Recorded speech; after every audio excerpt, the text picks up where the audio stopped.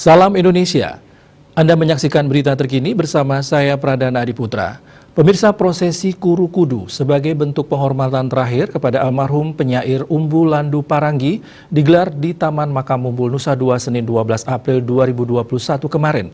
Selain pihak keluarga, prosesi ini dihadiri Nyonya Putri Swastini Koster serta sejumlah seniman dan sastrawan di Bali.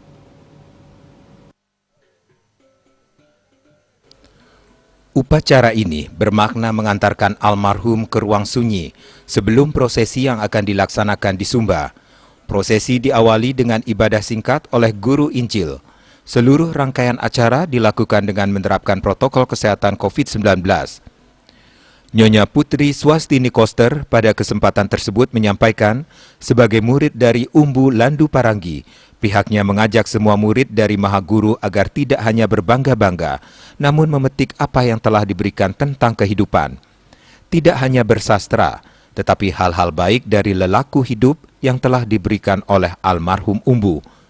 Umbu tidak hanya menjadi guru tentang sastra, namun juga guru kehidupan. Umbu lahir di tanah Sumba, namun almarhum juga memberikan tatanan tingkah laku hidup di tanah Bali, Jawa, Sumatera, DKI Jakarta, dan di mana-mana. Itu yang membuat kita semakin bangga. Sementara itu, Umbu Rihi Meha Anggung Praing, mewakili keluarga, menyampaikan terima kasih kepada semua pihak yang telah meluangkan waktu untuk semua peristiwa yang dialami oleh Umbu Landu di Bali. Ini merupakan satu tempat peristirahatan sementara. Ia mengucapkan terima kasih kepada pemerintah yang sudah memberikan ruang berkreasi bagi Umbu sampai memasuki jalan sunyi yang abadi.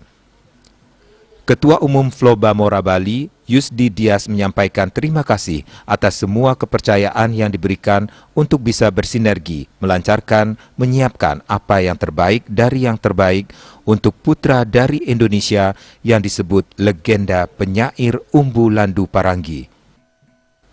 Yudi Karnaidi, Bali Pos, melaporkan. Untuk mencegah penyebaran COVID-19, ingat pesan Ibu selalu terapkan 3M, wajib memakai masker, wajib mencuci tangan dan wajib menjaga jarak, dan wajib menghindari kerumunan.